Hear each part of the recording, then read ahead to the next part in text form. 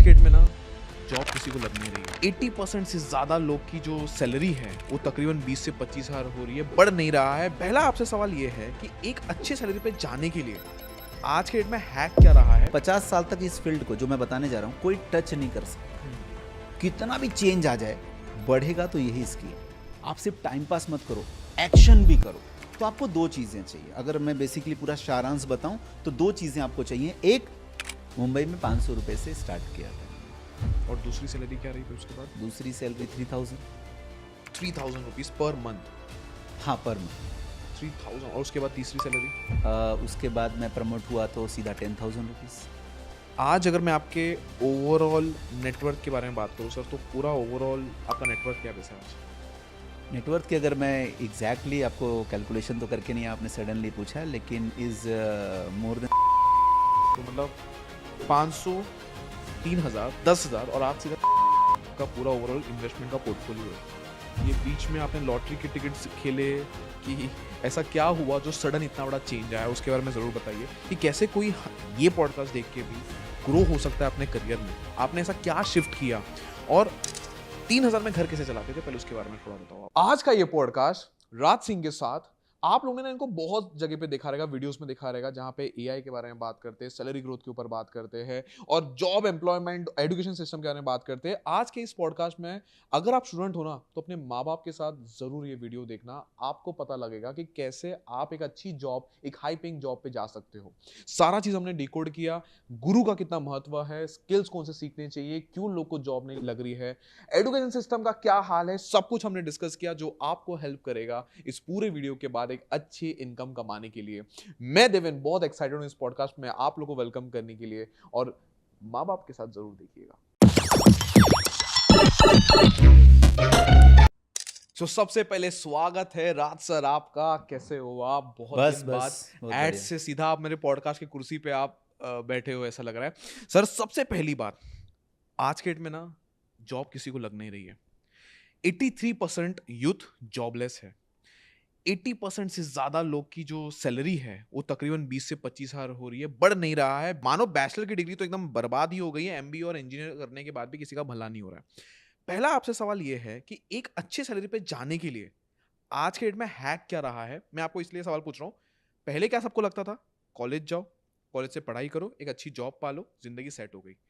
आज के डेट में वो नहीं हो रहा है। सबसे अच्छी सैलरी पाने के लिए आपके हिसाब से तरीका क्या होना चाहिए? देखिए, अगर आपको सबसे अच्छी सैलरी चाहिए तो आपको एजुकेशन सिस्टम को सिरे से एकदम निगलेक्ट करना पड़ेगा।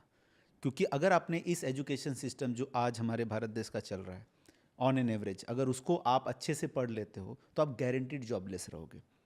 रीज़न मैं बताता हूँ, जो बातें हैं मैं हवा में नहीं करूँगा, डेटा के हिसाब से बोलता हूँ। अगर ये पॉडकास्ट भी जो ऑडियंस सुन रही है उनको भी, और आप खुद भी सर्च मार लेना, आप कभी ना कभी कॉलेज में गए थे, ग्रेजुएशन किया होगा, बहुत उम्मीद से कि मेरे कॉलेज में कोई ना कोई कंपनी आएगी मुझे जॉब देगी। क्या कोई कंपनी आके आपको जॉब दी? नहीं, मेरे कॉलेज में तो पूरा सिनेरियो ही लगता, राइट है। आया ही नहीं था। तो आपने मेरे से 10 साल बाद एजुकेशन की होगी, मैंने आपसे 10 साल पहले एजुकेशन की होगी। मेरे कॉलेज में भी यही सिनेरियो था, नहीं आई कोई कंपनी। और सबसे बड़ी बात बताऊं, आज भी मैं डिफरेंट डिफरेंट कॉलेजेस में जब मैं जाता हूं, राइट है, मैं टॉप आईआईटीज़ और आईआईएम्स की बात नहीं कर रहा हूं, मैं बात कर रहा हूं एक आम इंसान की, जिसमें 80% क्राउड आज जाता है, उनके कॉलेज में कोई भी कंपनी नहीं आ रही है। मुंबई जो कि कॉमर्स का हब माना जाता है, भाई अगर बात करो आपके अंबानीस कहाँ रहते तो मुंबई में, टाटास कहाँ रहते मुंबई में, बिरलास कहाँ रहते मुंबई में, तो ये कॉमर्स का किंग माना जाता है, राइट है। आपको एजुकेशन सिस्टम का बेस्ट एग्जांपल देता हूँ, आज कॉमर्स ग्रेजुएट वो भी मुंबई से, तो कितनी बड़ी बात हो जाती है भाई, सारे बिजनेस टाइकॉन मुंबई में रहते हैं। लेकिन वहीं कॉमर्स के ग्रेजुएट्स को कोई जॉब नहीं दे रही है, कोई बैंक नहीं जा रही है उनके कंपनीज के अंदर, भले कॉलेज कितना भी बड़ा टॉप रहे कुछ रहे। रीज़न क्या है कि जिस एजुकेशन सिस्टम से वो पढ़ाई कर रहे हैं, आपको पता है बच्चा 11 से लेके TY BCom तक अपनी राइटिंग स्पीड बढ़ाता है, कितना फास्ट वो 3 घंटे में पेपर को कर सके। और जैसे ही वो ग्रेजुएट होता है और वो जाता है SBI या फिर एक्सिस या ICC, अगर एक बैंकिंग सेक्टर में पकड़ लूँ वहाँ पर जॉब के लिए, तो सबसे पहले उसके सामने कीबोर्ड रख देते हैं और कहते हैं what is your typing speed.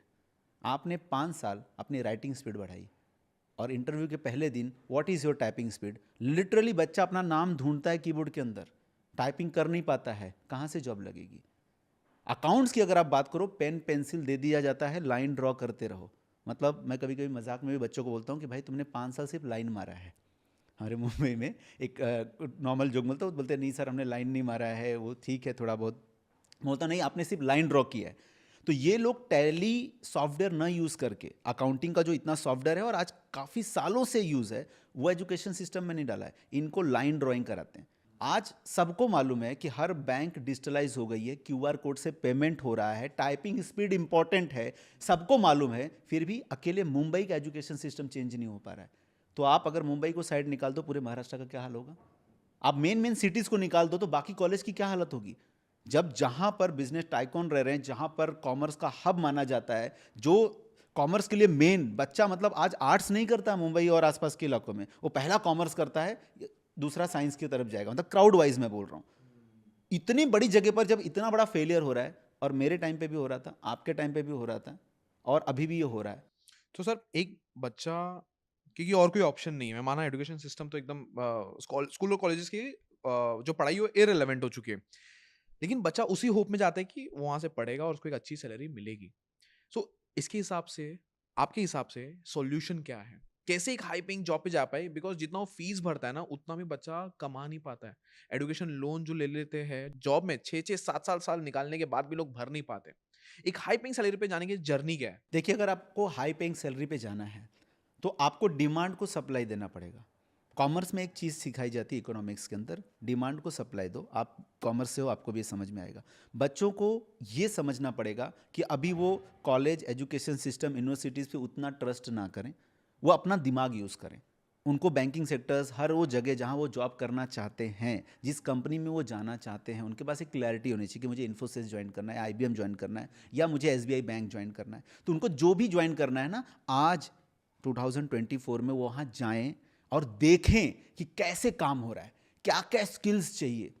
वहाँ के लोगों से वो बात करें कि भाई मैं एक कॉलेज ग्रेजुएशन कर रहा हूँ, आपको क्या क्या डाउट्स आया, क्या क्या डिफ़िकल्टीज आया। तो जो बंदा आज एसबीआई का मैनेजर है, जो बंदा आज टॉप लेवल पे है, उस जॉब पर है जहां आप जाना चाहते हो, जहां पहुंचना चाहते हो, वहां ऑलरेडी पहुंचा हुआ है, तो वो बताएगा आपको कि आपको क्या करना चाहिए। अगर आप मेरे से पूछोगे तो मैं बोलता हूं उसको प्रैक्टिकल एजुकेशन की ज़रूरत है, उसको अपनी टाइपिंग स्पीड बढ़ाने की ज़रूरत है, उसको डिजिटलाइज कंप्यूटर्स की ज़रूरत है, वो सीखना है। और सबसे बड़ी बात, डिमांड क्या है? एआई और चैट जीपीटी की डिमांड आ चुकी है। तो आज वो सारी स्किल्स जो लोगों को रिप्लेस कर रही है, वो उसे नहीं सीखना है। आज सेल्स की हालत देखो, मार्केटिंग की हालत देखो, तो कुछ नए टाइप की जो जॉब्स आ गई है ना, वो उसे समझना है, और 11th स्टैंडर्ड से, 12th स्टैंडर्ड से, या अपने ग्रेजुएशन के टाइम पे उसे वो अपने अंदर लेकर आए, अडॉप्ट करे कि मुझे इस सिस्टम से लड़ना है और अकेले लड़ना है, किसी क्लासेस या कॉलेज के भरोसे नहीं। मुझे मेरा एजुकेशन खुद से करना है। हमारे इधर एक कहावत होती है कि आप ही अपने जीवन के शिल्पकार हो। मतलब एक पत्थर, क्या अगर मैं एग्जांपल दूं, तो एक पत्थर ज़मीन पे अगर गिरा है, राइट है, तो उसको कोई भी लात से मार देता है, कभी गटर में फेंक देता है, या कभी रोड वाले उसको रोड के नीचे दबा देते हैं। लेकिन अगर उसी पत्थर को आपने हाथ में लिया, राइट है, एक मूर्तिकार के पास लेके जाओ, और अगर उसकी मूर्ति बना देना, तो जिंदगी भर उसके ऊपर दूध, दही और प्रसाद और उसकी पूजा होने लगेगी। तो कहीं ना कहीं आज हमारी लाइफ भी एक पत्थर के जैसे है। आपको जीवन में एक गुरु चाहिए, एक गुरु जो आपको पत्थर से मूर्ति बना सके, नई नई टेक्निक सिखा सके। और छीनी और हथौड़ी लगेगी, मतलब आपको तकलीफ होगा। आज जो आप मज्जानी लाइफ जी रहे हो ना, मज़े में, टाइम पे कॉलेज जाने का, गर्लफ्रेंड के साथ एंजॉय करने का, तो ये जो यूथ है ना, ये मज़ा कर रहा है। गेम खेलना, पबजी हो गया, इंस्टॉल करना, माँ बाप लैपटॉप दिला देते हैं, मोबाइल फ़ोन दिला देते हैं, ये उनको गारंटीड फेलियर की तरफ लेके जा रहा है। इसके बदले आप जाओ, आप देखो क्या मेहनत है, क्या नई स्किल्स है, क्या चीज़ें सीखनी चाहिए। आप सिर्फ टाइम पास मत करो, एक्शन भी करो। तो आपको दो चीज़ें चाहिए। अगर मैं बेसिकली पूरा सारांश बताऊं तो दो चीज़ें आपको चाहिए। एक, प्रॉपर एक्शन प्लान, क्या करना है स्टेप बाय स्टेप। ये कौन देगा आपको? एक प्रॉपर गुरु। गुरु आपकी ज़िंदगी चेंज कर सकता है। तो आपका एडवाइज़र कौन है, ये सबसे बड़ा इंपॉर्टेंट है। पांडव श्री कृष्ण से एडवाइस लेते थे, और कौरव शकुनी मामा से एडवाइस लेते थे। तो आपका एडवाइज़र कौन है? और मैं आपको बताऊं, यूथ का एडवाइज़र कौन है? उनका दोस्त, जिसको खुद नहीं मालूम कहाँ जाना है वो वो उसको उनका बताता है। एडवाइज़र है। आपने गुरु की बात की सर, आज के डेट में गुरु कैसे मिलेगा किसी को? देखो अभी पहले क्या होता था कि अगर किसी को गुरु चाहिए, जैसे कि अगर मैं अपने ज़माने में बात करूँ, तो मुझको अगर गुरु चाहिए तो मैं अपने भाई में ढूंढूंगा, या मैं अपने कॉलेज के सर के पास जाऊंगा, प्रोफेसर के पास जाऊंगा। आपके हिसाब से आज का बच्चा गुरु कहाँ ढूंढेगा? क्योंकि उसको तो पहली बात किसी पे भरोसा होगा ही नहीं, और आज के बच्चे लोग का माइंड ना बहुत वेवियर होता है, मतलब इधर उधर भागते रहता है, तो गुरु कहाँ मिलेगा? देखो, अगर दो बातें होती हैं, या तो मैं इस पॉडकास्ट में एक सच्चाई बताऊं जो कि थोड़ी सी कड़वी होगी, या तो मैं मीठा मीठा अच्छा बोल दूं जो कि सुनने में बड़ा अच्छा लग जाए। तो आप क्या सुनना चाहते हो, सच्चाई या जो फिर? सच्चाई रहे वही कड़वा रहे, ताकि एक्शनेबल स्टेप ले पाए आज का इस व्यूअर जो हमारे साथ लास्ट तक रुकेगा। उसको समझ में आ जाना चाहिए कि मेरे को हाई पेइंग सैलरी पे जाने के लिए ये करना पड़ेगा, एक अच्छी पैसे कमाने के लिए मुझे ये दो, उसको एक्शनेबल स्टेप मिल जानी चाहिए। देखिए, नॉर्मली गुरु हम अपने माँ बाप के अंदर ढूंढते हैं। सबसे पहले हमारे गुरु वही होते हैं, हम उन्हीं को कॉपी करते हैं, उन्हीं की सारी चीज़ें सीखते हैं। लेकिन यहाँ पर यूथ को एक चीज़ समझना है कि हमारे माँ बाप ने जो भी एजुकेशन ली वो आज के 20 साल 30 साल पहले ली। 20 साल 30 साल पहले जो चीज़ें थी आज चेंज हो चुकी हैं। पहले बैलगाड़ी हुआ करती थी, आज कार हो चुकी है। पहले ट्रेन की स्पीड नॉर्मल थी, आज फास्ट ट्रेन हो चुकी है। पहले की घड़ी बदल चुकी है, पहले कपड़े पहनने के तरीके बदल चुके हैं। एजुकेशन सिस्टम भी अब चेंज हो चुका है। तो अगर आप उनसे एडवाइस लेते हो कि मैं अपने करियर में क्या करूं, जैसे कोई बच्चा अपने माँ बाप से पूछे मैं क्या करूं, तो माँ बाप तो जो भी आइडिया देंगे वो थोड़ा सा ओल्ड हिसाब से देंगे। मैं सबकी बात नहीं कर रहा हूँ, 80% क्राउड की बात कर रहा हूँ। 20% क्राउड जिनके पिताजी माताजी जो ग्रेजुएट हैं या फिर जो कंपनी में काम कर रहे हैं, उनको मालूम है कि ट्रेंड क्या चल रहा है। IAS ऑफिसर्स हैं, आप टॉप ग्रेड की जॉब कर रहे हैं, उनकी प्रॉब्लम नहीं है, वो अपने बच्चों को प्रॉपर गाइड करते हैं। मैं 80% जो मास क्राउड है ना, उनकी बातें कर रहा हूँ। उनके माँ बाप ना थोड़ा एजुकेशन आगे पीछे होता है, हर बाप चाहता है कि मेरा बच्चा आगे से पढ़ ले। तो अगर आप अपने पिताजी से पूछोगे कि मैं क्या करूँ, तो वो क्या एडवाइस करेंगे?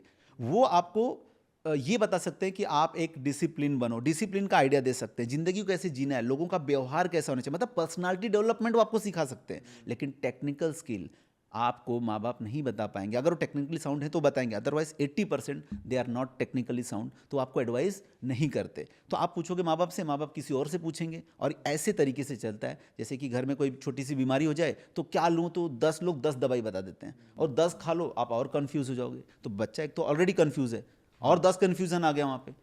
और इसमें क्या होता है ना, माँ बाप कभी कभी क्या होता है कि लोगों से बोलते चल बेटा मुझे तो नहीं मालूम, तेरी मैं मदद कराता हूँ, मिस्टर शर्मा से पूछ लेते हैं, मिस्टर वर्मा से पूछ लेते हैं। अब शर्मा जी और वर्मा जी क्या होते हैं, अगर शर्मा जी लॉयर हैं और आप उनसे पूछोगे कि मेरे बच्चे को मैं क्या कराऊँ, तो क्या बोलेंगे वो?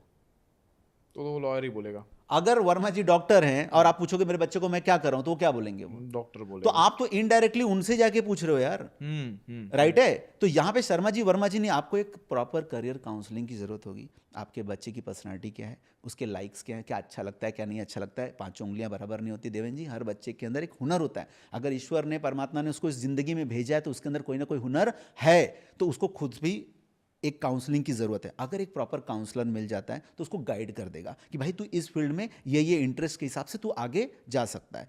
उसके बाद जब ये करियर प्लान उसके हाथ में मिल जाता है, अब उसको चाहिए गुरु जो उसमें उसको बेस्ट बना दे। जैसे कि एक एथलीट्स है, अगर वो, आपने बहुत सारी मूवी बॉक्सिंग की देखी होगी, तो बॉक्सिंग के लिए पहले ट्रेनर ढूंढता है। ट्रेनर जिस दिन मिल जाता है ना, वो उसको बॉक्सिंग में चैंपियन बना देता है। आप सुल्तान मूवी की बात करो या दूसरी कोई भी मूवीज़ देख लो, कहीं ना कहीं गुरु का इंपॉर्टेंट रोल होता है।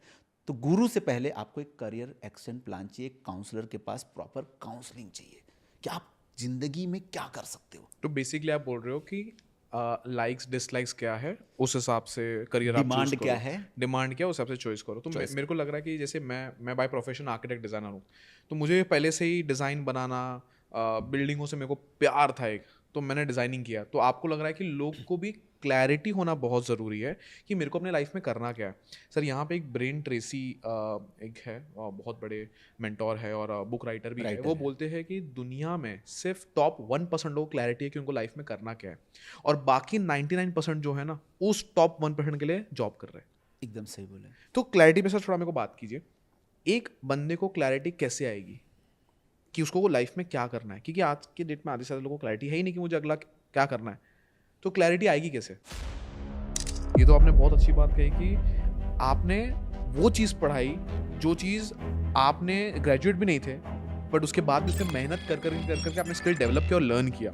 बहुत सारे लोग को यहाँ से ये भी लर्निंग मिलता है कि लोग को लगता है कि अगर मैं ग्रेजुएट नहीं हूँ या मेरे पास डिग्री नहीं है तो मतलब ये काम नहीं कर सकता। अगर आप एक स्किल लर्न कर रहे हो, अपने से लर्न कर रहे हो और पूरा पीछे पढ़ के लर्न कर रहे हो, तो आप उससे भी अच्छे पैसे कमा सकते हो। आपने आज प्रूव किया। सर कभी ऐसा इंसिडेंट नहीं हुआ कि जहाँ पे आप बच्चे हो तो लोग ने आपको अंडर एस्टिमेट कर दिया, कि आप बोल रहे हो आप IIT गए, आप इन्फोसिस गए, आप CSI गए, तो कभी ऐसा इंसिडेंट हुआ? सर सबसे पहला क्वेश्चन, 6 करोड़ का आपका टोटल इन्वेस्टमेंट है, उस 6 करोड़ का बाइफर्केशन क्या है, यानी कि कितना प्रॉपर्टी में इक्विटी गोल्ड, उसका बाइफर्केशन क्या है। दूसरा क्वेश्चन सर, आपने कभी कोई एक पैसे या गोल बनाया था तो वो कितना था? 9x आपने जम के आपने इनकम में, यहाँ पे एक बहुत बड़ी लर्निंग निकल के आती है आज के डेट में, उसको बोलते हैं इंटर्नशिप। अच्छा, तो उसके बाद कि ये आपने बोला कि फिर आप पर डे का आपको ऑफर आना चालू हो गया, और मैंने तो ये भी सुना है कि आपको आईआईटी बॉम्बे में शायद एडमिशन मिला नहीं, या उसके बारे में भी आप मेरे को थोड़ा बताना। फिर आईटी में आप क्या करने लगे बेसिकली, जो इतना बड़ा जंप मिला? देखो, मैं अभी यही चीज़ बताऊंगा। आपने आर्किटेक्ट डिज़ाइनिंग का बात किया, मैं आपके आर्किटेक्ट डिज़ाइनिंग से बात करता हूँ कि जब आप कोई घर खरीदते हो तो आप सबसे पहले प्लम्बर वाले को या पेंटर को या फर्नीचर वाले को बुलाते हो, या सबसे पहले एक आर्किटेक्ट को या इंटीरियर डिज़ाइनर को बुलाते हो? सबसे पहले तो प्लम्बर और इन सबको बुला लेते हो, और जब ये पूरे घर का सत्यानाश कर देते हैं तब आपकी डिज़ाइनिंग सत्यानाश हो जाती है। जब सत्यानाश होती है तब आप आर्किटेक्ट को बुलाते हो या यही फिर होता है। किसी इंटीरियर डिज़ाइनर को बुलाते हो। इंटीरियर डिज़ाइनर और आर्किटेक्ट सबसे पहले आने चाहिए। वो सबसे पहले आके आपके घर में कौन सी चीज़ कहाँ होगी, कैसे होगी, वो डिज़ाइन बनाते हैं। डिज़ाइन बनाएंगे 2D 3D एनिमेशन में, आपका घर कैसा दिखेगा वो बना के दे देते हैं। उसके बाद जो प्लान आ गया ना, उसके बाद आप प्लम्बर को बुलाओ, बोलो मुझे ऐसा बना के दे, पेंटर को बोलो मुझे ये कलर करके दे, फर्नीचर वाले को बोलो देख मेरे आर्किटेक्ट ने बोला ऐसा बना के दे। तो आपका स्ट्रक्चर्ड प्रॉपर बनता है। तो आपका प्लान पहले क्रिएट होना चाहिए। अगर प्लानिंग नहीं है ना, तो आप इस तरीके से लोगों को पहले बुला लोगे, पहले ये कर लूँ वो कर लूँ, तो आप हमेशा आपका घर जो होगा बिजी होगा, मैसी होगा। मतलब घर मतलब करियर भी आपका ऐसे ही होगा। कभी किसी ने बोल दिया आर्किटेक्ट कर लो, आपने कुछ टाइम कर लिया, फिर आपको बाद में मज़ा नहीं आएगा। किसी ने बोला गेम डेवलपमेंट में चले जाओ, किसी ने बोला बैंकिंग में बड़ा जॉब है। और मैं आपको बताऊँ आजकल करियर कैसे डिसाइड होता है, करियर कैसे डिसाइड होता है। यहाँ पर अगर आ गया ना कि भाई इसमें बहुत सारी जॉब है ना, मैं वो करेगा, सब लोग क्या कर रहे हैं मैं वो करेगा। कोई अपने आप से पूछता नहीं कि मैं किस लिए बनाऊं, मेरे अंदर क्या चीज़ है, राइट है। और लेट्स हैव एग्जांपल, आपने आर्किटेक्ट डिज़ाइन किया, लेकिन जितना मैं आपको जानता हूं कि आप आर्किटेक्ट डिज़ाइनिंग करते करते आपका मूड स्विंग हुआ, फिर आप डिजिटल मार्केटिंग और अदर स्किल्स में चले गए। आपको पता है ऐसा क्यों हुआ? आपने समय के अनुसार टाइम टू टाइम अपने आप को अपडेट किया, इसलिए आप मार्केट में टिके हो और नंबर 1 पोजीशन पे हो। क्योंकि जब आपने आर्किटेक्ट किया कुछ सालों करने के बाद आपको लगा कि नहीं यार अब तो ये चीज़ की नई डिमांड आ गई है। आज कोई भी करियर उठा लो, उसकी जो लाइफ है वो 3 साल से 5 साल है। 3 साल से 5 साल में आप अगर उसके अंदर कुछ नई स्किल नहीं डालोगे, अपने आप को चेंज नहीं करोगे, आप खत्म हो जाओगे। जैसे कि कोई बंदा कसम खा के बैठे मैं बैंक का कैशियर ही बन के बैठूंगा जिंदगी भर, तो जिंदगी भर आप कैशियर कैसे बनोगे? बंदा एटीएम से पैसे निकाल रहा है, बंदा आज credit card debit card use कर रहा है, क्यूआर आ चुका है। अब क्यूआर आ चुका है, सब आ चुका है, तो बैंक में जा कौन रहा है? कौन कैशियर के पास कैश निकाल रहा है? लोग ऐसे ऐसे ट्रांजेक्शन्स कर रहे हैं। एंड नॉट ओनली कैशियर, ऐसे बहुत सारे और बिजनेसेस हैं जो टाइम टू टाइम चेंज हो रहे हैं। तो आपको टाइम के हिसाब से चेंज करना है। हर 5 साल में, हर 3 साल में आपका करियर 20%, 50%, कुछ करियर 100% चेंज भी होते हैं। तो थोड़ा सा अपने आप को अपडेट करते रहना, ये आज बहुत ज़्यादा जरूरी है। आपने अपडेट के लिए बहुत सही चीज़ बोला कि एडॉप्शन बहुत ज़रूरी है, कि चीज़ों का ढाल लो अपने आप को, तो बहुत ज़रूरी रहेगा। जैसे पहले एक ट्रेंड चलता था, बहुत पहले एक ट्रेंड चलता था एमबीए की, कि हमारा बेटा एमबीए कर लेना चाहिए। फिर एक ट्रेंड आया इंजीनियर्स की, कि हमारा बेटा इंजीनियर कर लो। फिर एक ट्रेंड आया, कोविड आ गया, उसके बाद आया एआई का। तो अगर जो अडॉप्ट करते रहेंगे वो डेफिनेटली मार्केट में सस्टेन करते रहेंगे। जैसे एक मैंने ट्रक के पीछे ना एक प्रोवर्ब पढ़ा था, जो मैंने ट्रक के पीछे ना एक प्रोवर्ब पढ़ा था कि अगर जल्दी जल्दी चलोगे तो हरिद्वार मिलेंगे, और अगर धीरे धीरे चलोगे तो बार बार मिलेंगे। तो जिनको जल्दी जल्दी अपने करियर में ऊपर बढ़ना है ना, वो उनको लगता है कि एक चीज़ करोगे मैजिक हो जाएगा, उससे बहुत पैसे कमा लेंगे, और वो एट द एंड खत्म हो जाते हैं। जो धीरे धीरे चलते रहते, बट चलते रहते हैं, करियर को एक मैराथन की तरह लेते हैं, तो सक्सेसफुल हो जाते हैं। राज सर, मेरे को ना यहाँ पे एक बहुत इंटरेस्टिंग बात आपसे करनी है कि बहुत लोग, बहुत स्टूडेंट्स को, क्योंकि अभी ये ओवरऑल हम पॉडकास्ट स्टूडेंट्स की तरफ से लेके जा रहे हैं, तो हम स्टूडेंट्स की ज़्यादा बात करेंगे। क्लैरिटी में हमने बात की, फिर हमने गुरु की बात की। गुरु से ये क्लैरिटी आई कि आज के डेट में एक गुरु नहीं होना चाहिए। जैसे आपने बताया कि जैसे अगर आपको बॉक्सिंग सीखना है तो बॉक्सिंग गुरु को पकड़ो, आपको कोई दूसरी आर्किटेक्ट डिजाइनिंग सीखनी है तो उसको सबसे गुरु पकड़ो। जो उस पोजीशन में पहुंच चुका है उसको जाके मिलो, वो आपका गुरु में भी हो सकता है। तो वो हर फील्ड के डिफरेंट गुरु होना आज के डेट में चलेगा, और उनसे एडवाइस लो जो ऑलरेडी उस पोजीशन पे बैठा पड़ा है जहां पे आप पहुंचना चाह रहे हो। सर, सैलरी की बात करते हैं। आपका सर फर्स्ट सैलरी क्या था वैसे? फर्स्ट सैलरी तो आपको सुनकर हंसी आएगी, 500 रुपीज़। 500 रुपये मुंबई में? मुंबई में 500 रुपये से स्टार्ट किया था मैंने। और दूसरी सैलरी क्या रही फिर उसके बाद? दूसरी सैलरी 3000। 3000 rupees per month? हाँ, पर मंथ। 3000। और उसके बाद तीसरी सैलरी? उसके बाद मैं प्रमोट हुआ तो सीधा 10,000 रुपीज़। 500 रुपये, 3,000, 10,000 रुपये की सैलरी। 10,000 रुपये पे और चला गया। आज अगर मैं आपके ओवरऑल नेटवर्थ के बारे में बात करूं सर, तो पूरा ओवरऑल आपका नेटवर्थ क्या है वैसे आज? नेटवर्थ की अगर मैं एग्जैक्टली आपको कैलकुलेशन तो करके नहीं, आपने सडनली पूछा, लेकिन is more than 6 crore. 6 crore. तो मतलब 500, 3,000, 10,000 और आज सीधा 6 करोड़ का आपका पूरा ओवरऑल इन्वेस्टमेंट का पोर्टफोलियो है। ये बीच में आपने लॉटरी के टिकट्स खेले कि ऐसा क्या हुआ जो सडन इतना बड़ा चेंज आया, उसके बारे में ज़रूर बताइए कि कैसे कोई ये पॉडकास्ट देख के भी ग्रो हो सकता है अपने करियर में। आपने ऐसा क्या शिफ्ट किया और 3,000 में घर कैसे चलाते थे, पहले उसके बारे में थोड़ा बताओ आप।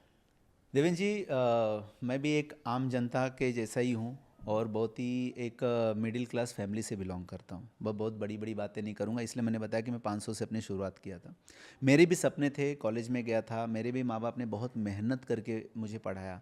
पिताजी सुबह शाम मेहनत करके पैसा लाते थे, घर वाले भी, मम्मी भी मेरी 20 ईयर्स से भी ज़्यादा बीमार चल रही हैं, बेड पे बहुत ज़्यादा। अभी थोड़ी सी तबीयत ठीक हुई, अदरवाइज़ बहुत ज़्यादा अभी भी राइट नाउ वो दिन का मैं बोलूँ तो 20 to 25 मेडिसिन खाती हैं, इवन तो डैडी भी खा रहे हैं। तो मेडिकल इश्यूज़ फैमिली में बहुत पहले से थे, जिसकी वजह से मैं कभी गेम खेलने का भी मन नहीं किया, कभी गर्लफ्रेंड को घुमाने का भी मन नहीं किया।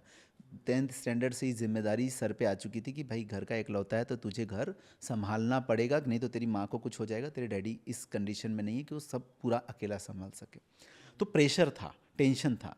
तो मैंने एक मोटा मोटा एक चीज़ देखा, पहले एक जॉब शुरू किया। जैसे मैंने बोला फर्स्ट सैलरी 500 रुपये जो हो गई थी, उससे पहले मैं आपको बताता हूँ कि मेरी जो ऐसे फर्स्ट सैलरी आई थी ना, वो 4,000 रुपीज़ आई थी। उस समय में 4,000 रुपये मेरी पहली सैलरी आई थी। और ये कब की बात कर रहे हो आप? ये अगर नियर अबाउट मैं आपको एग्जैक्टली मुझे ईयर 1 सेकंड याद करना पड़ेगा, क्योंकि मैं कोई भी रैंडम डेट नहीं बताना चाहता हूँ, मैं आपको एग्जैक्ट बताना चाहता हूँ। मैं 2005 के आसपास की बात कर रहा हूँ, 5 और 6 के आसपास की। 20 साल पहले ऑलमोस्ट। हाँ, 2005-2006 के आसपास में बात कर रहा हूँ। और उस समय 11th 12th के आसपास की बात कर रहा हूँ। उस समय 4,000 रुपये बड़ा अमाउंट रखते थे, राइट। तो 4,000 रुपये आई थी, तो मेरे सामने एक ऐसा करियर था ना कि 4-4 हज़ार रुपये कमाना मतलब बहुत बड़ी बात थी। उस समय हमारे क्राउड में, हमारे जो आसपास के लोग थे उसमें, मैं वो 4,000 की जॉब को छोड़कर मैंने 500 रुपये की पहली जॉब पकड़ी। 4,000 की जॉब छोड़ के आपने 500 पकड़ी? 500 रुपये महीने वाली जॉब पकड़ी। पूरे घर वाले बोले पागल हो गया क्या, दिमाग नहीं चल रहा है क्या, ये क्या है, 4,000 रुपये पहले लाया, पहले महीने लेकर आ रहा, दूसरे महीने से जॉब चेंज कर रहा है, बोलता है 500 रुपये पे जाऊँगा। तो ये आपको भी थोड़ा शॉकिंग लगेगा। हाँ, मेरे लिए तो ऐसा क्यों? डिजास्टर था घर में, वो भी ऐसी फैमिली जहाँ पे माँ बीमार है और पिताजी ऐसे एन वगैरह हालत थी।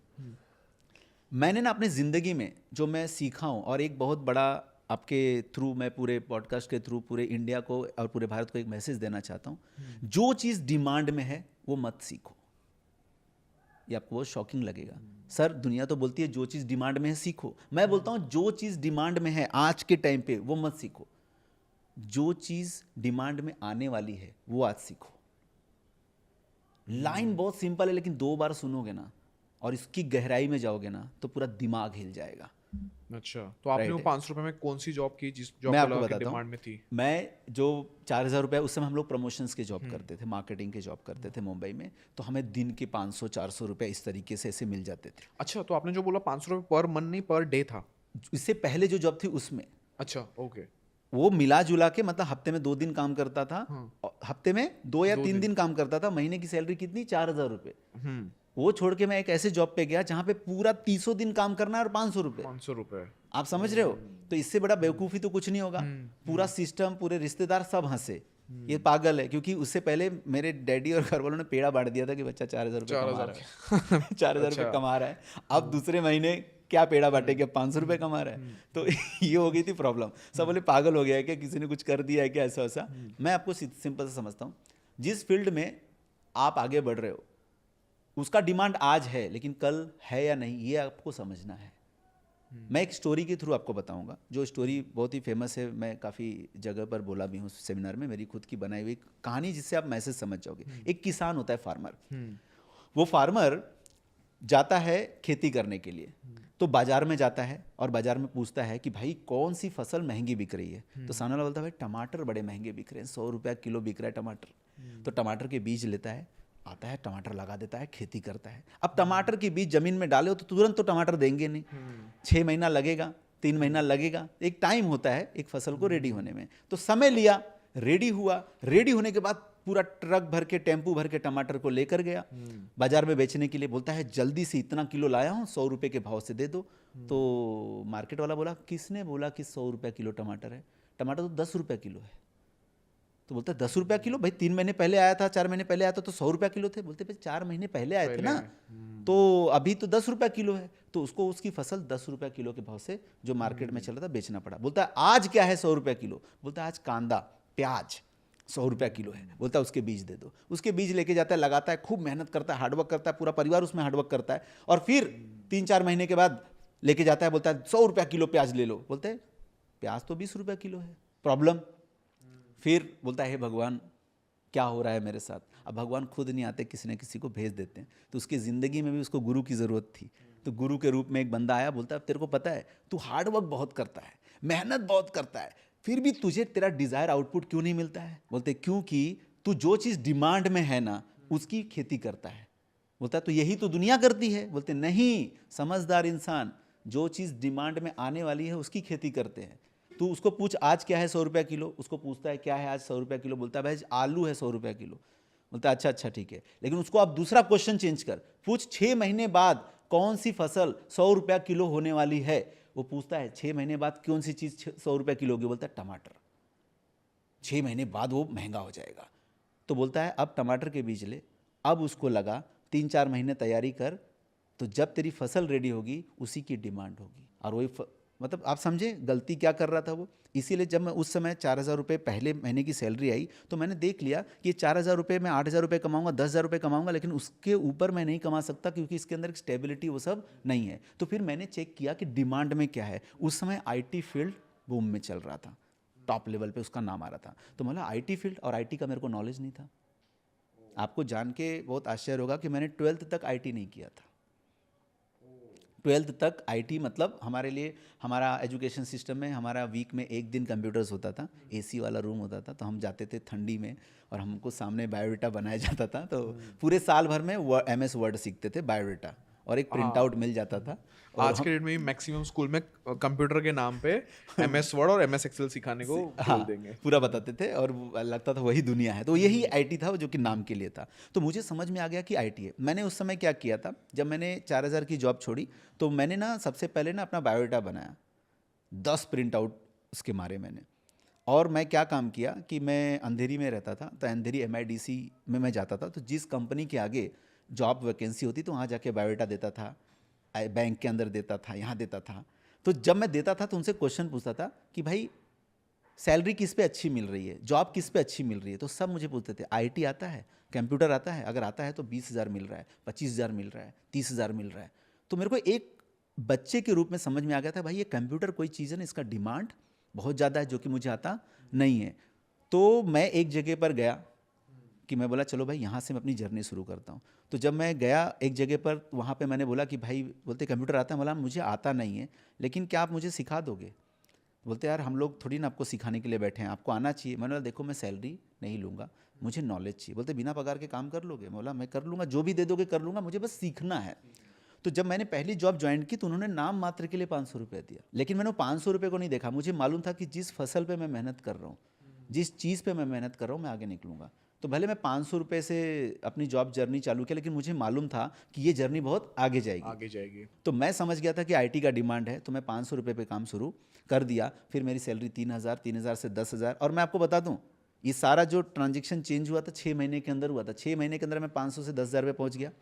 और 6 महीने के बाद मेरी लाइफ में एक ऐसा चेंज आया, राइट है, कि मेरे सामने एक जॉब ऑफर आया जिसमें उसने मुझे ऑफर किया 3,000 रुपया। कितना? 3,000 रुपये। 3,000 रुपये। तो मैं बोला यार अभी 10,000 से 3,000 इतना बड़ा रिस्क लेना सही है। तो मैंने बोला देखो मैं ऑलरेडी 10,000 रुपये कमा रहा हूँ और 3,000 रुपये पे मैं कैसे आऊँगा, इतना तो आपको भी समझना चाहिए। बोलते हैं 3,000 रुपीज़ पर डे है सर। ओ 3,000 रुपीज़ पर डे। 1 साल के अंदर मैं इस जर्नी पे जा पाया कि मेरे को 3,000 रुपया एक दिन का पहला ऑफर मिला, फर्स्ट ऑफर। इतना बड़ा जंप आपका सर हुआ, मतलब ऑलमोस्ट 10,000 से लेके 3,000 पर डे, यानी कि 90,000, यानी कि 9x आपने जंप किया अपने इनकम में। यहाँ पे एक बहुत बड़ी लर्निंग निकल के आती है आज के डेट में, उसको बोलते हैं इंटर्नशिप। जैसे आपने 500 रुपये किए, भले उस टाइम आप उसको जॉब बोल रहे हो, आज के डेट में उसको हम इंटर्नशिप का नाम देंगे अगर किसी को क्लैरिटी नहीं है कि इस फील्ड में ग्रोथ होगा या नहीं होगा।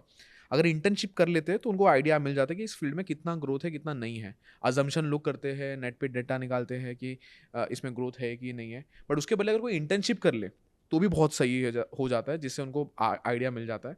तो बहुत अच्छा आपने चीज़ बताया। अच्छा, तो उसके बाद कि ये आपने बोला कि फिर आप 3,000 पर डे का आपको ऑफर आना चालू हो गया, और मैंने तो ये भी सुना है कि आपको आईआईटी बॉम्बे में शायद एडमिशन मिला नहीं, या उसके बारे में भी आप मेरे को थोड़ा बताना। और बट उसके पहले इस 3,000 वाले के बारे में थोड़ा डिफाइन कीजिए कि पर डे 3,000 आप कौन सा, फिर आईटी में आप क्या करने लगे बेसिकली जो इतना बड़ा जंप मिला? बेसिकली कैसा था कि मैं जहाँ पे जॉब ज्वाइन किया था वहाँ पे वो ट्रेनिंग और ट्रेनिंग से रिलेटेड इंस्टीट्यूशंस थे, वहाँ पे मैं काम करता था। तो कंप्यूटर ऑन करना, ऑफ करना, उसके हार्डवेयर की नॉलेज, ये वो यही सब काम मैं वहाँ पे करता था नॉर्मल तरीके से। तो जब मैं ये सारी काम करता था तभी थोड़ा सा उस जॉब को लोग अलग लेवल पे देखते थे। जो सीनियर थे वो काफ़ी हंसते थे, बोलते थे यार ये कर रहा है, वो कर रहा है वगैरह। लेकिन मुझे मालूम था, जैसे स्टॉक मार्केट में होता है ना, मुझे मालूम था कि ये जो पेनी स्टॉक है ये रॉकेट होने वाला है। तो मुझे मालूम था, क्योंकि मैं ग्राउंड रियलिटी जानता था कि आईटी की डिमांड है, तो मुझे मालूम था ये रॉकेट होगा। तो नो डाउट कोई मेरे पर हंसे कि 1 रुपये का शेयर खरीद रहा है, 2 रुपये का शेयर खरीद रहा है, बड़ा इन्वेस्टमेंट कर। लेकिन आपको सेल्फ कॉन्फिडेंस होना चाहिए कि मैं इन्वेस्टमेंट कर रहा हूँ ना, तो ये बिल्ली का बच्चा नहीं है, शेर का बच्चा है। क्लैरिटी होनी चाहिए आपके अंदर, और रिस्क तो लेना पड़ेगा। बोलते रिस्क है तो रिस्क वाला, तो रिस्क मैंने लिया कि नहीं भाई, मेरे को है श्योरिटी और मेरे को दुनियादारी से मतलब नहीं है, मैं करूँगा।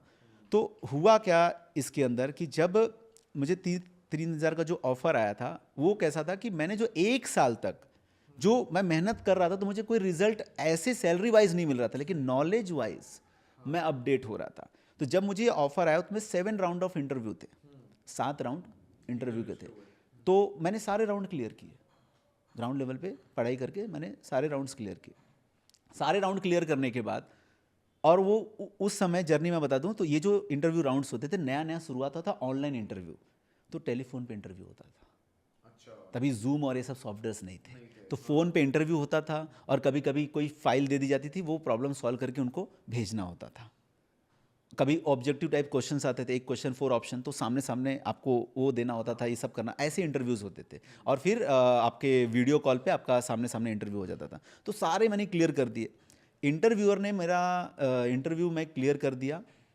उसके बाद मुझे उसने बोल दिया कि अभी आपको ये ट्रेनिंग देनी जानी है, और ये कंपनी में आपको ट्रेनिंग देनी जानी है। और कंपनी का नाम सुन के मैं शॉक हो गया। अच्छा, और क्या कंपनी था जिसमें आपको ट्रेनिंग देना था? वो कंपनी था मेरा पहला जाने का सीसीडी। सीसीडी, सीसीडी तो कैफे कॉफी डे वाली? Cafe coffee day. तो सीसीडी के अंदर जाके उनके एम्प्लॉयज़ को ट्रेनिंग देना था। तो मैं तो शॉक हो गया यार कि और वहाँ ट्रेनिंग किस चीज़ पे? वही कंप्यूटर स्किल्स पे? कंप्यूटर्स पे, आईटी की स्किल्स पे था, IT skills ट्रेनिंग पे। देना था। तो मैंने बोला यार सीसीडी वहाँ का तो हम लोग कॉफ़ी नहीं पी पाते हैं, क्योंकि इतना महंगा इतना आता है, महंगा। और वहाँ पे मैं जाके ट्रेनिंग दूंगा, तो यार बढ़िया बात है, 3,000 पर डे दे रहा है, क्या बढ़िया बात है यार। तो उसने मेरे को भेज दिया, और मैं भी भगवान का नाम लेके चला गया। ट्रेनिंग अच्छी चली गई, लोगों को बहुत वो मज़ा आ गया वहाँ पे, ओह, बहुत और मज़ा आ आपकी गया। एज क्या थी सर जब भी आपने ट्रेनिंग ली? ये जब मैंने ट्रेनिंग लिया था, तो मैं नियर अबाउट आपको बता दूँ कुछ 16-17 साल के आसपास की एज रही होगी। 16-17 ईयर्स में हाँ, आप वही जाके 12th इतने। के आसपास का जर्नी था। तो 17-18 साल मान लो, एग्जैक्टली मैं नहीं बता सकता हूँ, बट और आपको इतनी बड़ी अपॉर्चुनिटी इतने छोटे एज में इतनी छोटे एज में मिल गई, और मेरे को बिलीव नहीं हुआ कि मैं कैसे। और ट्रेनिंग भी ट्रेनिंग अच्छी गई, अमेजिंग चली गई। क्योंकि मैं 1 साल वही सारे क्वेश्चंस, मैं एक्चुअली जब जहाँ पे मैं जॉब करता था, वहाँ पे लोगों के डाउट्स क्लियर करता था। तो क्योंकि मैं प्रोफेसर नहीं था, मैं ट्रेनर नहीं था, तो ट्रेनर लेक्चर लेते थे, करेक्ट। और जब वो आते थे प्रैक्टिस करने, तो मैं वहाँ का इंचार्ज था, तो मैं वहाँ पे उनके डाउट क्लियर करता था। तो मैं दिन भर में कम से कम 100 से 150 लोगों के डाउट सॉल्व करता था। क्या बात है, मतलब आईआईटी में एडमिशन नहीं ले पाए कोई रीज़न से, वहाँ से आप बस से निकल जाते थे, वहाँ से लेके वहाँ तक जहाँ पे आपने जाके आईआईटी मुंबई में जाके यूनिवर्सिटी ऑफ वॉशिंगटन लोगों स्टूडेंट्स को ट्रेनिंग दिया।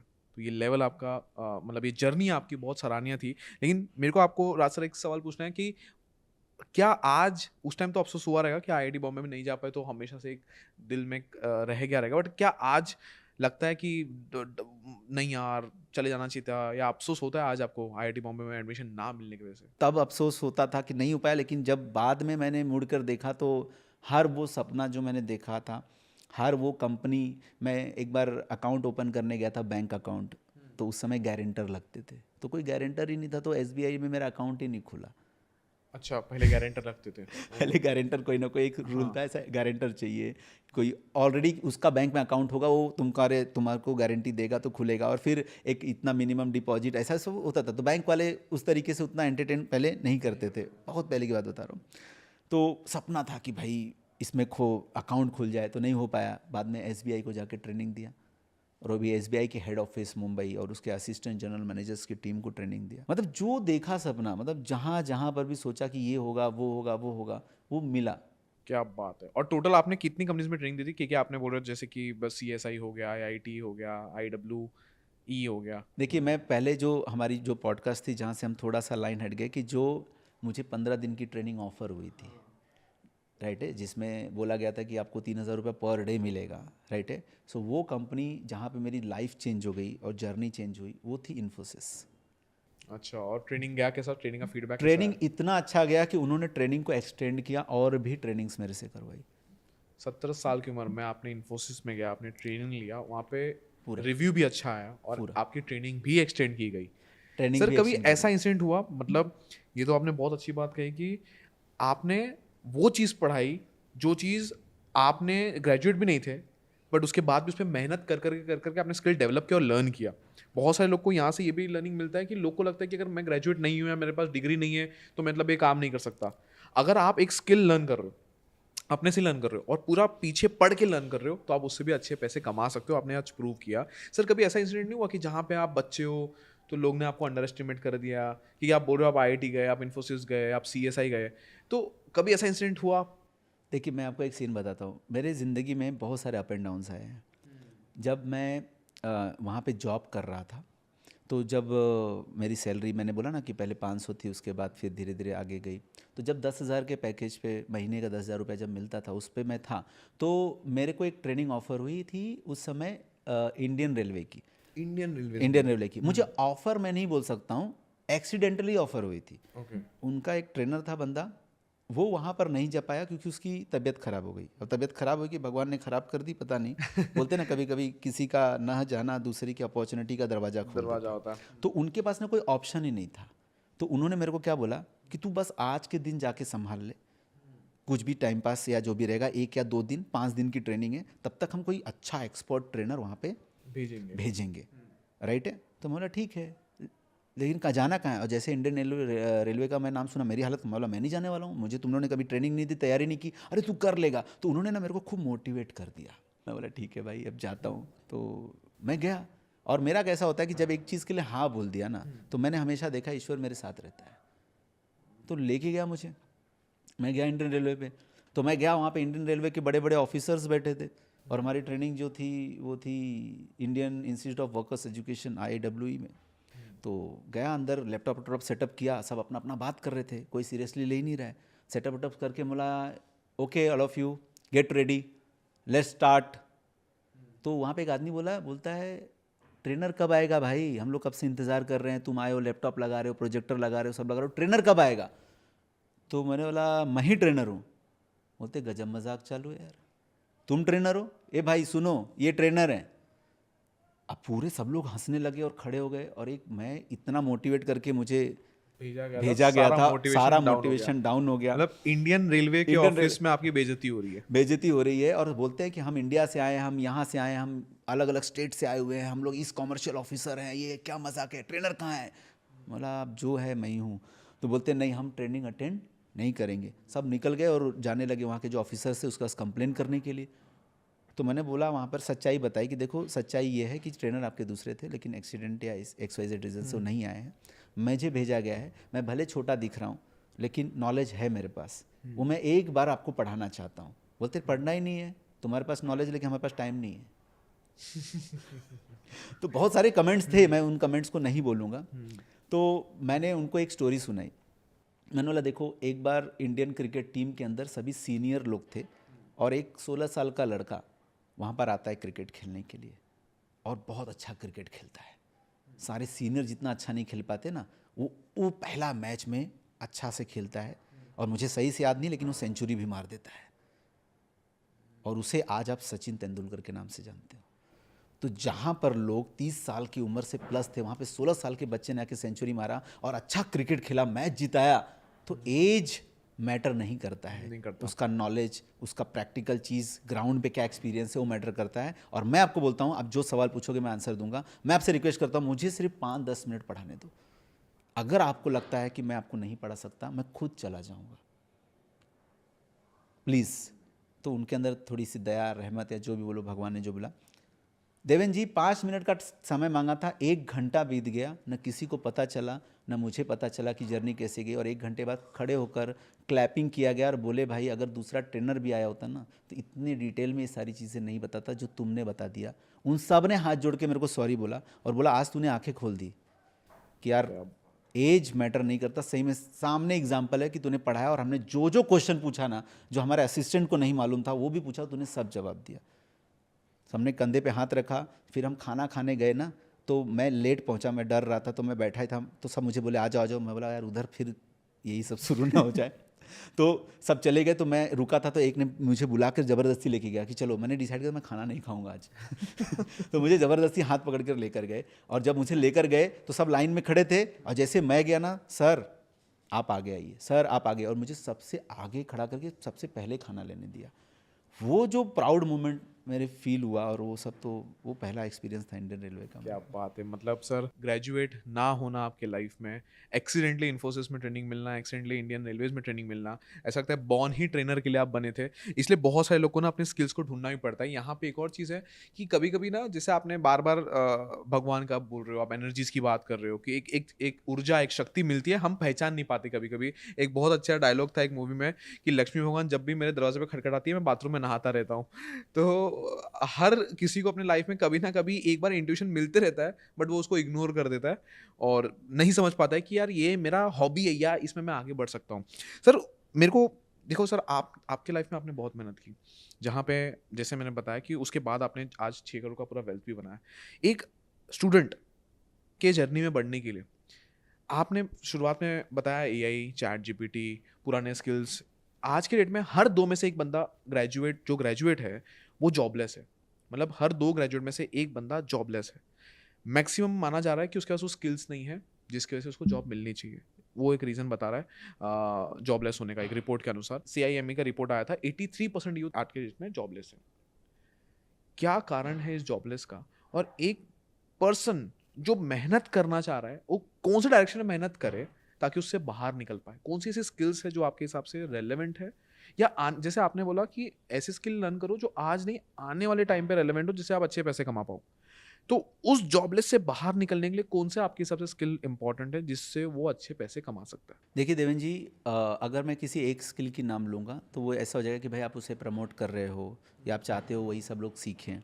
मैं इसका कोर फंडा बता देता हूँ। पहली बात, आपको पहली लाइन जो याद रखनी है वो ये याद रखनी है कि जो भी आप सीख रहे हो उसकी डिमांड 3 साल या 5 साल रहेगी।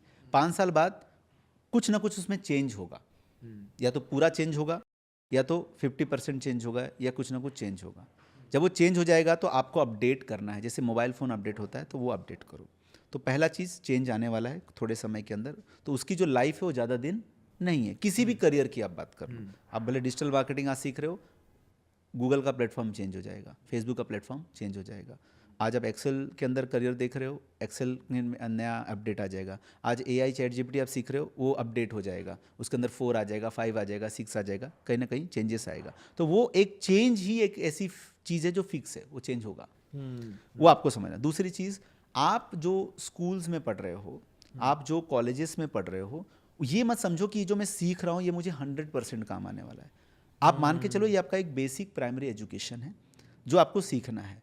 एजुकेशन का डेफिनेशन ही नहीं पता होता है। हमको लगता है एजुकेशन मतलब परसेंटेज, 10th में अच्छा परसेंटेज लेके आ जाओ, 12th में अच्छा परसेंटेज लेके आ जाओ, कॉलेज में अच्छा परसेंटेज लेके आ जाओ। मैं जब इन्फोसिस को ट्रेनिंग दिया तब मैं ग्रेजुएट भी नहीं था, कहाँ गया परसेंटेज?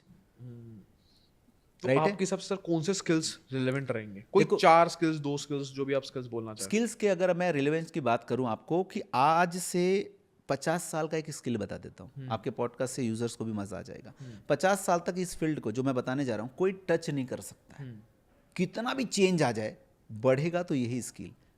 वो फील्ड है डेटा। डेटा जो है ना, वो सबसे बड़ी फील्ड है। अब उस डेटा से रिलेटेड बहुत सारे करियर निकलते हैं। तो आपको ना डिफरेंट डिफरेंट करियर नहीं पकड़ना है, आपको ये समझ लेना है कि मुझे जो करना है वो डेटा से रिलेटेड करना है। तो आज गूगल देखो आपके डेटा ले रहा है, आपकी बातें सुन रहा है, वो भी आपका डेटा ले रहा है ऑडियो फॉर्म में, राइट है। आपको ऐड दिखाए जा रहे हैं उसके हिसाब से, राइट है। फेसबुक 1 रुपया किसी से नहीं लेता लेकिन करोड़ों की जॉब देता है। क्या सेल करता है? डेटा। गूगल आज मोनोपोली कर लिया इंडिया में, करोड़ों का फाइन लग गया उससे। क्या किया उसने? डेटा कंट्रोल में। गूगल को मालूम है तुमको क्या चाहिए, क्या खरीदने वाले हो, राइट है। तो अगर आप डेटा को अपना करियर बना लो तो डेटा तो कहीं जाने वाला ही नहीं है। डेटा तो और डिजिटलाइज हो रहा है, डेटा मशीन लर्निंग के लिए यूज हो रहा है, डेटा डेटा एनालिटिक्स के लिए यूज हो रहा है, एमएस एक्सेल में क्या यूज हो रहा है? डेटा। तो आज डेटा सबके लिए इंपॉर्टेंट है, डेटा गोल्ड है। बड़ी बड़ी पॉलिटिकल पार्टी डेटा यूज कर रही है, उनको पहले ही पता चल रहा है कि हम हारने वाले हैं कि जीतने वाले हैं, कि उनके पास डेटा है, डेटा है, सब पता चल रहा है कि क्या चल रहा है। इवन गूगल इनकॉग्निटो मोड पे भी डेटा चुराना चालू कर रहा है, चोरी करना चालू कर रहा है, राइट। और तो आज डेटा हो गया, तो डेटा तो है भाई, मेन चीज है। आज एआई जिसके वजह से चल रहा है वो है डेटा। आज चैट जीपीटी क्या लाके देता है? डेटा पे ही मैनिपुलेट करके आगे पीछे कॉपी पेस्ट करके बना के देता है ना। तो डेटा ही नहीं रहेगा तो एआई चैट जीपीटी कहाँ से चलेगा? तो आपको डेटा में करियर बनाना है। आपने बहुत सही चीज़ कहा, बिकॉज हर फील्ड में डेटा यूज़ हो रहा है, चाहे आप ऑपरेशंस में काम कर रहे हो, चाहे आप एडिटिंग में काम कर रहे हो, चाहे आप सप्लाई चेन में काम कर रहे हो, आप सेल्स में काम कर रहे हो, आप मार्केटिंग में काम कर रहे हो। डेटा से अगर डिसीजन लेना सीख पा रहे हो तो डेटा से आप ग्रो पाओगे। ज़रूरी नहीं है डेटा एनालिसिस करो, बट हर फील्ड में डेटा का एक पार्ट होना चाहिए। हमारे मुकेश अंबानी भी बोलते हैं data is new oil. Google और फेसबुक पे आपने बताया है कि डेटा ही यूज़ हो रहा है। तो जो डेटा को पकड़ लेता है, डेटा से डिसीजन लेना का चालू कर देता है, उसके करियर में ग्रोथ होना, अच्छे पैसे कमाना निश्चिंत है। तो डेटा बहुत इंपॉर्टेंट है। Very nice, very nice. Sir एक लास्ट क्वेश्चन है जो स्टूडेंट को, क्योंकि यहाँ तक स्टूडेंट को अब तक, अगर इस पूरे पॉडकास्ट को मैं नोटवर्दी करना चाह रहा हूँ, मेरे को नहीं चाहिए लोग देखें और मजा करें, नोटवर्दी यानी कि उन लोग नोट्स बना पाए। आपने स्टार्टिंग में बात की कि आपका एक गोल होना चाहिए, पहला। दूसरा आपने बात किया कि जहाँ तक आप पहुँचना चाह रहे हो उनसे जाके मिलो, ताकि वो आपको बता पाएंगे कि वो वहाँ तक कैसे पहुँचे, ताकि आप लोग वहाँ तक पहुँच पाओ। दूसरा, सिर्फ स्कूल और कॉलेजेस के एजुकेशन पे डिपेंडेंट मत रहो। सब चोर और बेकार लोग हो गए हैं, वो आपको इंडस्ट्री नॉलेज नहीं दे पाएगी। तो वो स्किल सीखो जो डिमांड में है आज भी और आने वाले 5 साल बाद भी जो डिमांड में है, जैसे आपने अपनी जर्नी बताई। तीसरा, मोस्ट इंपॉर्टेंटली, जो इंडस्ट्री में चल रहा है उस पर लर्न करो, दिन रात मेहनत करो। भले आपके पास उस फील्ड में डिग्री नहीं है, बट उसका मतलब ये नहीं कि आप नहीं कर पाओगे। इवन इलॉन मस्क के पास स्पेसएक्स की डिग्री नहीं है, इलॉन मस्क के पास गाड़ी की डिग्री नहीं थी। उसने खुद एक इंटरव्यू में बोला कि मैं बुक्स पढ़ता हूँ, बहुत सारे बुक्स पढ़ता हूँ, 16-16 घंटे काम करता हूँ, तब जाके आज, भले उसके पास नॉलेज नहीं था, फिर भी उसने स्पेस की कंपनी बना ली और ईवी की सबसे बड़ी टेस्ला की कंपनी बना ली। तो वो बिल गेट्स का ले लो, college drop out, Bill Gates, Mark Zuckerberg का एजुकेशन निकाल लो, बड़े बड़े लोग हैं, निकालो एजुकेशन। एग्जैक्टली, कोई फॉर्मल एजुकेशन नहीं था, फिर भी ये आगे बढ़े, तो लोग बढ़ सकते हैं। और लास्ट में आपने बहुत एक अच्छी बात कही कि सबसे डिमांडिंग स्किल जो आने वाले 50 साल तक रहेगा, जो मैं एग्री करता हूँ, वो है डेटा की। क्योंकि यूट्यूब भी जिस प्लेटफॉर्म पे लोग वीडियो देख रहे हैं, ये डेटा से ही चलता है। जितना डेटा उसके पास है, आपको ये वीडियो सजेस्ट कर रहा है, मतलब आप कुछ ना कुछ इसके अराउंड चाह रहे थे, तब जाके ये पॉडकास्ट आपके स्क्रीन पे आपको दिखा है, तब जाके आया है। सर इसको समर अप हमने कर लिया। मेरे को 3 फायर राउंड में हमेशा करता हूँ गेस्ट के साथ, जो भी मेरे साथ आते हैं, और आप तो मेरे गेस्ट नहीं, दोस्त भी हो, आपके वीडियोस बहुत चले हैं, बहुत लोग को आप देखते भी हैं। मैं 3 क्वेश्चन पूछूंगा, एक वर्ड में मेरे को उसका आप आंसर देना। सर सबसे पहला क्वेश्चन, 6 करोड़ का आपका टोटल इन्वेस्टमेंट है, उस 6 करोड़ का बाइफर्केशन क्या है? यानी कि कितना प्रॉपर्टी में, इक्विटी, गोल्ड, उसका बाइफर्केशन क्या है? अगर मैं सिंपली आपको बोलूँ तो प्रॉपर्टी मेरी फेवरेट है, मेरा सबसे ज़्यादा इन्वेस्टमेंट। उसके पीछे की बहुत बड़ी स्टोरी है, कभी सुनाऊंगा मैं। उस रीज़न की वजह से मैं उसको टॉप प्रायोरिटी पे रखता हूँ। तो मेरा आप मान के चलो तो 70% या 80% आप मान के चलो प्रॉपर्टीज़ में मैं रहता हूँ, राइट है। उसके बाद दूसरा मेरा सबसे मज़ेदार चीज़ होता है स्टॉक मार्केट या म्यूचुअल फंड में मेरी जो इन्वेस्टमेंट होती है वो रहती है। तीसरी जो मेरी रहती है वो गोल्ड में रहती है, क्योंकि गोल्ड मम्मी का फेवरेट है, तो हम गोल्ड में इन्वेस्टमेंट, और इंडिया में पहले से ही gold investment is the best investment है। तो ये 3 तरीके से पैसे को हम डिवाइड करते हैं। दूसरा क्वेश्चन सर, आपने कभी कोई एक पैसे का गोल बनाया था, तो वो कितना था? मैंने पैसे का गोल एक बार बनाया था कि भाई ऐसा 500 करोड़ रुपीस मिल जाए। फिर थोड़े टाइम बाद ऐसा रियलाइज़ हुआ कि गोल ऐसा बनाना चाहिए जो अचीवेबल हो। जब नॉलेज आई तो एक ऐसी हो कि जिसको आप अचीव कर सको, ऐसे ही रेंडमली मत लिख दो। क्योंकि मैं इन्फ्लुएंस हो गया था ऐसे लोगों के बीच में जो करोड़ों में बात करते थे, अरबों में बात करते थे, तो मेरा भी दिमाग में वो आ गया कि चल भाई लिख लो, ये गोल बना दे। तो वो लग लिया कि ऐसा हो जाए नहीं, तो मेरा अगर ये सब चीज़ को साइड में हटा दूँ तो जब मैं रियलिटी में आया तो मैं बोला भाई 1 करोड़ रुपीज़ और क्या आपने 1 करोड़ अचीव किया? कर लिया मैंने उसको।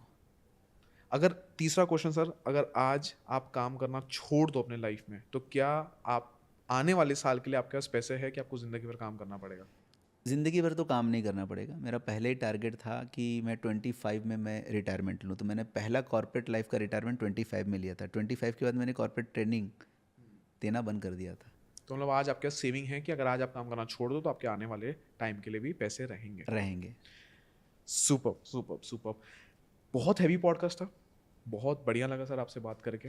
यूजुअली हम बहुत बात करते हैं ऑफ कैमराज, हमने बहुत बार डिस्कस किया है स्टूडेंट्स की जर्नी के बारे में, कैसे उनको जॉब मिले, कैसे वो आगे बढ़े, बट आज इसको प्रॉपरली रिकॉर्ड करके जो लोग ये देखेंगे घुमा फिरा के, उनको सुपर क्लैरिटी आएगा कैसे स्किल्स के थ्रू आगे बढ़ा जाए और कैसे अपनी ज़िंदगी में अच्छा इनकम कमाया जाए। Thank you so much sir, और मज़ा आ गया आपसे बात करके। मैं इसमें एक लास्ट में कुछ पॉइंट्स बोलना चाहता हूँ, बोल सकता हूँ?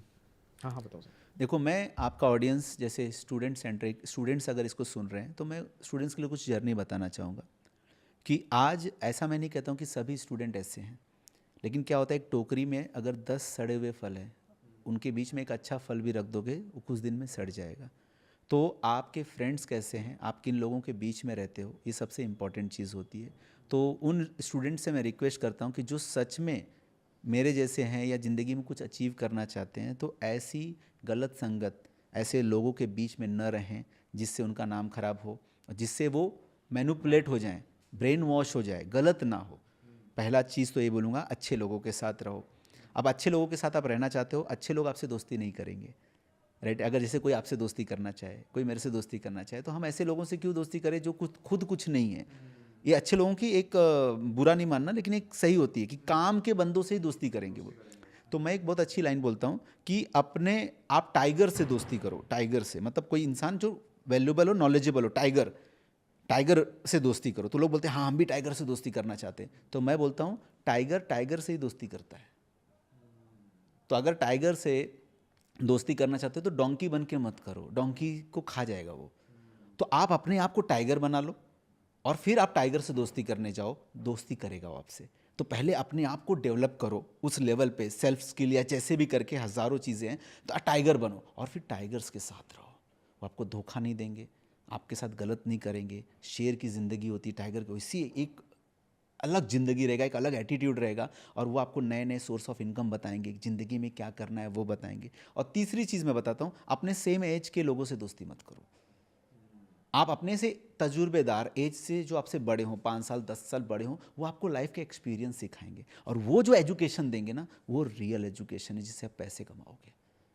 तो आपका दोस्त कभी आपको, क्यों खुद नहीं कमा रहा है तो आपको क्या आइडिया देगा? चोरी चकारी करेगा, गैम्बलिंग सिखाएगा, बोलेगा गेम खेल, पैसे कमा, सट्टेबाजी कर, स्टॉक मार्केट में लगा, ऑप्शन में लगा, बिना नॉलेज के काम करेगा। लेकिन अगर आपका दोस्त आपसे बड़ा है 5 से 10 साल, वो आपको बता देगा, क्योंकि उसी रास्ते पर वो चल चुका है जिस पे तुमने चलना शुरू किया है। तो ये 3 चीज़ें अगर यूथ इसको समझ ले, और कॉलेज और इस सब एजुकेशन तो पहले बोलते हैं, इस पर ट्रस्ट नहीं करना है, खुद से अपने आप को डेवलप करना है। अगर ये फॉलो कर ले तो आपका ऑडियंस में हर बंदा आज नेक्स्ट लेवल पे पहुंच जाएगा और हमारा भारत आगे निकलेगा, क्योंकि ये यूथ है ना, उसको कोई गाइड करने के लिए गुरु चाहिए। और आपके पॉडकास्ट से वो आपको गुरु बना सकता है, मुझे गुरु बना सकता है। और आज का सोशल मीडिया है ना, गुरु के पास पहुंचने का सबसे ईजी मीडियम है सोशल मीडिया। सही, आप जो देखोगे ये आपको वही दिखाएगा। डांस तो डांस दिखाएगा, सिंगिंग तो सिंगिंग। और अगर आप ऐसे पॉडकास्ट देखोगे, चैनल को सब्सक्राइब करोगे, हमें फॉलो करोगे, तो हमसे रिलेटेड ही वो आपको कंटेंट ला कर देगा। तो सोशल मीडिया से दोस्ती करो, राइट वाले, और एक गुरु बना लो। और एक यूथ को कुछ नहीं चाहिए, मार्गदर्शन मिल गया, गाइडेंस मिल गया, वो निकलेगा और नेक्स्ट हमारा भारत आगे निकलेगा। कोई ताकत रोक नहीं सकती, क्योंकि आप जैसे लोग हैं देवेंद्र जी, जो इस पॉडकास्ट के माध्यम से इस यूथ को राइट वे में गाइड कर रहे हैं। So thank you so much. मैं आपको थैंक यू बोलना चाहूँगा कि आप इतना कुछ कर रहे हो हमारे भारत के लिए। मज़ा आ गया सर, मज़ा आ गया। Thank you so much sir.